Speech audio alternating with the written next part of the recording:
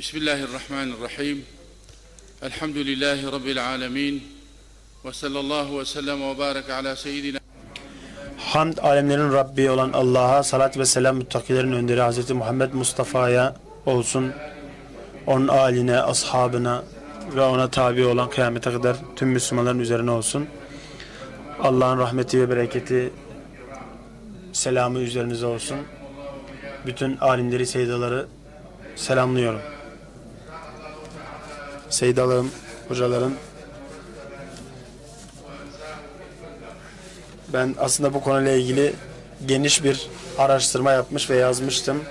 Ama maalesef notlarımın hepsini otelde unuttuğum için hafızamda kaldığı sürece, kaldığı kadarıyla olayı özetlemeye ve meselelere değinmeye çalışacağım. Bu konuda beni mazur görmenizi rica edeceğim.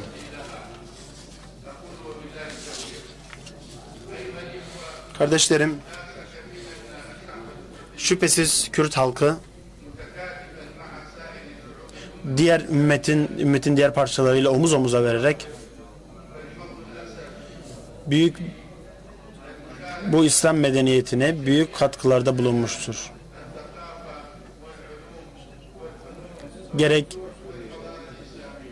Gerek ilimler bağlamında, gerek bilim bağlamında, gerek edebiyat bağlamında katkıları inkar edilemez.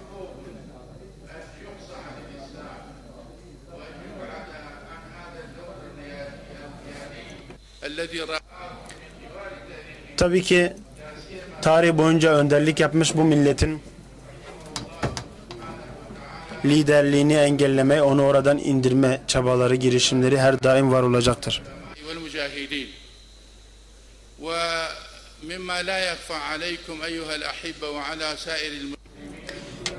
Yine hepinizin bileceği üzere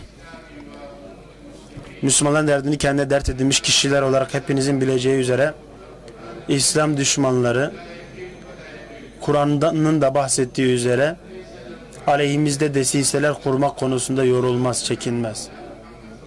Onların Hazreti Peygamber'e, Kabe'ye, kıblemize, Rabbimize olan düşmanlıkları bitmez.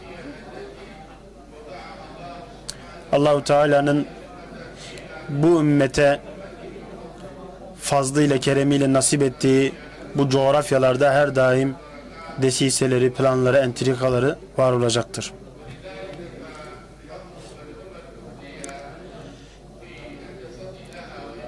İşte tam da böylesi krizler ve sıkıntıları bitirmek, ümmeti karanlıktan aydınlığa, fakirlikten zenginliğe, zilletten izzete, küfürden imana çıkarmak adına ortaya konacak çabalarda hiç şüphesiz Kürt halkının katkıları, olması gereken katkısı, Araplardan, Acemlerden, Türk'ten, Kürt veya diğer toplumlardan az kalır bir yanı yoktur.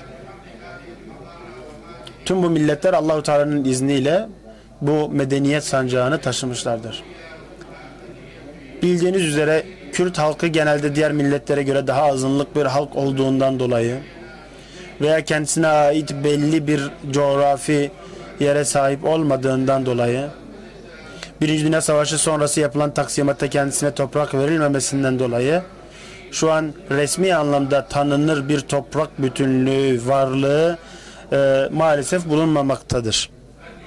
Ve bu tabii ki Kürtlerin ezilmesine, zaman zaman haklarının yenmesine sebep olmuştur. Bir anlamda sahipsiz bulunmuştur bu halk.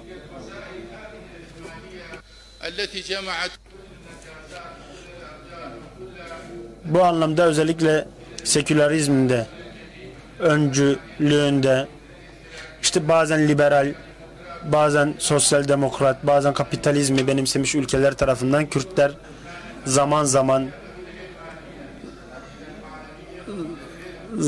ezilmişlerdir. Kardeşlerim, bildiğiniz üzere laiklik Arapçada ilmaniye veya almaniye şeklinde geçmektedir. Aslında bir anlamda onu ilme veya evrenselliğe, yani aleme nispet etme girişimi olarak laikliği bu kelimeden türetmişlerdir. Ancak bildiğiniz üzere laiklik ne ilimle ne de alemle bağdaşmayan bir fikirdir. Saygıdeğer alimler, hocaların, seydaların,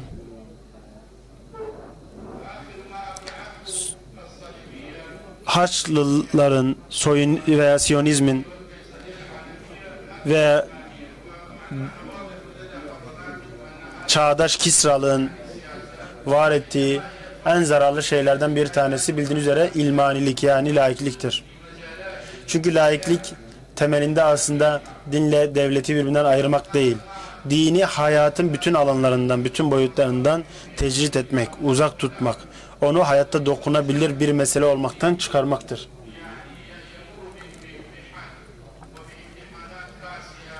Ve sizlerin de gördüğü üzere Kürt halkı birçok sıkıntıyla, dertle, baskıyla karşı karşıyadır. Bize düşen de Kürt halkının kendisini bu dünyanın en büyük gücü olarak gören ve dünyayı zamanında bölmüş, cetvelle bir anlamda çizmiş olan bu gibi devletlere yedirmememiz lazım. Evet, bu laik yaklaşımın yapmaya çalıştığı en önemli meselelerden bir tanesi, Kürtleri sahip oldukları akideden koparmak, akidelerine, tevhide dair ilişkilerini kesmek ve onları bir şekilde kendi kültürüne, medeniyetine yabancı hale getirmek olmuştur ki bu şekilde zaten siz bir toplumu rahat bir şekilde dininden koparır, sonra yavaş yavaş işgal edersiniz, topraklarını elinize geçirirsiniz. Kardeşlerim, bildiğiniz üzere Kürt halkının davası bir anlamda haklı bir dava. Bir hak davası. Ezilmiş bir toplumun haklarına ve hukuklarına sahip çıkma davası. Lakin sorunlu olan nokta şu ki Kürtlerin bu haklarını talep etme yolundaki sözcülüğünü sekülerist, Kürtlerle aynı davaya inanmayan, onların kültürüne, dinine, mukaddesatına yabancı, hatta zındık diye isimlendirebileceğimiz mülhit insanlar tarafından onların haklarının sözcülüğünün yapılmış olmasıdır. Bu bizler için büyük bir ayıptır. Bu insanlara baktığımızda sözde Kürt haklarını savunmaya soyunan bu güruha baktığımızda şunu göreceğiz ki bunlar ne Allah tanırlar, ne din bilirler, ne mukaddesat tanırlar, ne bu halkın inançlarına saygılıdırlar, ne onunla bir fikri bağ içerisindeler. Kardeşlerim, dikkatle incelendiğinde şunu göreceğiz ki gerek dahili gerek harici kuvvetler tarafından Kürt halkının inanılmaz bir şekilde laikleştirilmesi süreci içerisinde olduğunu görmekteyiz. Bir şekilde bazı iddialarla Kürtleri İslam'a düşman etmeye çalışmaktadırlar ki bunlardan bir tanesi örneğin Kürt halkına Müslüman kardeşlerinin onlarını unumsamadığı, onların haklarını vermediği, İslam'ın onları ezdiği, Müslümanların da bu anlamda hiçbir şey yapmadığı gibi iddialarla bu şekilde Kürtleri kendi medeniyetlerine düşman kılmaya çalışmaktadırlar.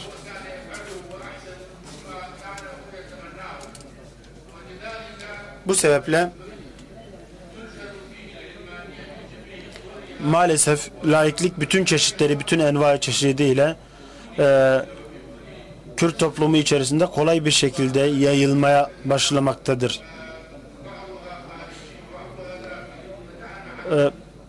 Şimdi ben harici sebeplere değinmeden dahili bazı sebeplere değineceğim. Laikliğin, sekülerizmin Kürt halkı içerisinde yaygınlaşmasının temel sebeplerinden dahili olanlara değinmeye çalışacağım. Ve Allah'ın izniyle bazı çözüm önerilerinde de bulunmaya çalışacağız. Çünkü bunlar bizim çözebileceğimiz meselelerdir. Birinci mesele, sekülerizmin, laikliğin Kürt toplumu içerisinde yayılmaya çalışmasının sebebi yanlış eğitim metotları, müfredatlardır ki bununla mücadele bildiğiniz üzere mescitler, medreseler, hutbeler yoluyla mücadele edilebilecek bir meseledir. Müslümanların her platformu değerlendirerek bir şekilde halkları bilinçlendirmeye çalışmaları lazım. Ama bunlar yeterli midir derseniz, hayır, maalesef cuma hutbelerimiz, hocalarımızın konuşmaları, mitinglerimiz bu anlamda yeterli değildir. Çünkü ortaya koyulan bozgunculuk, fesat daha büyüktür. Maalesef bir diğer mesele de şu ki biz dini hitap geliştirme konusunda da pek usta değiliz. Dini söylem geliştirmekte zayıfız. Maalesef hasmımız kadar iyi söylemler geliştirememekteyiz.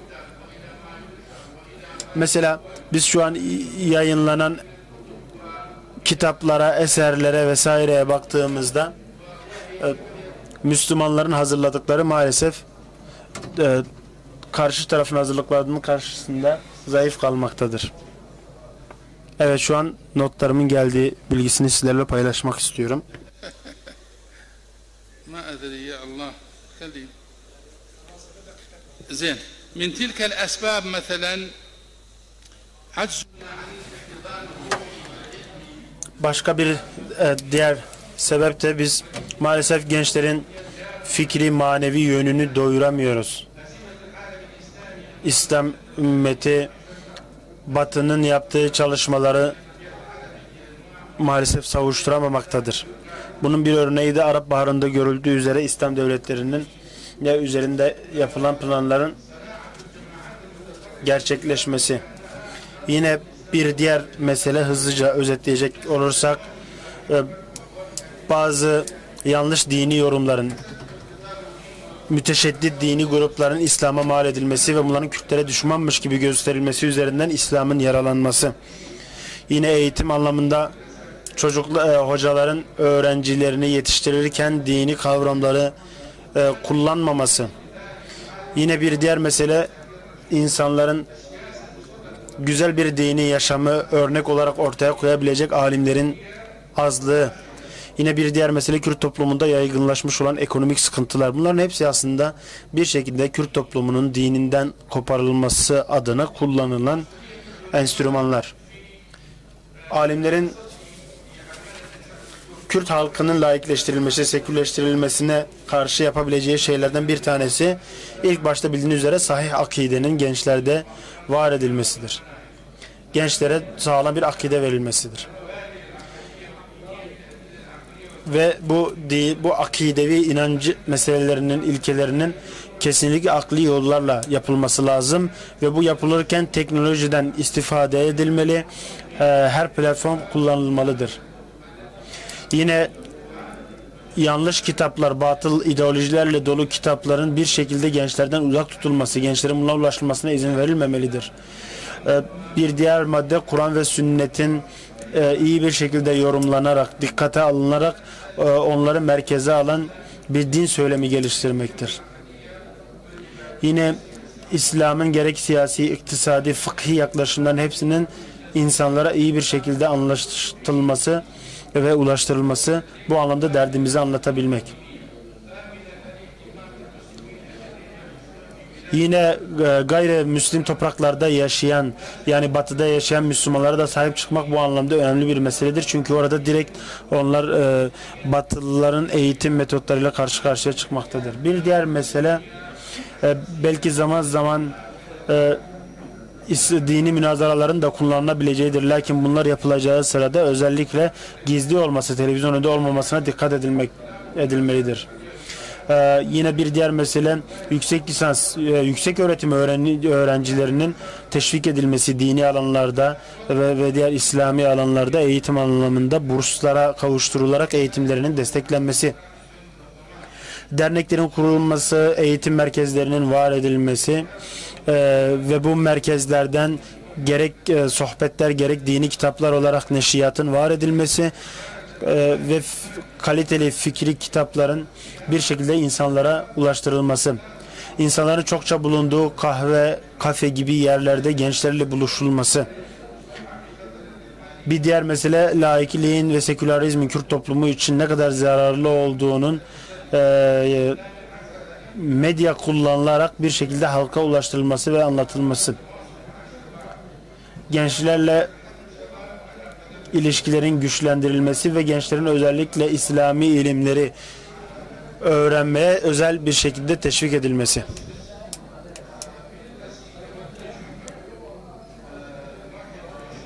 Bir diğer madde, özellikle aşırı giden gruplara karşı ulemanın gerekli olan örnekliği göstererek gençleri bilinçlendirmesi ve aşırı radikal yaklaşımlardan gençleri uzak tutması. Madde madde saydım. Notlar sonradan geldiği için biraz karışmış olabilir. Hakkınızı helal edin. Allah'ın rahmeti ve bereketi üzerinize olsun.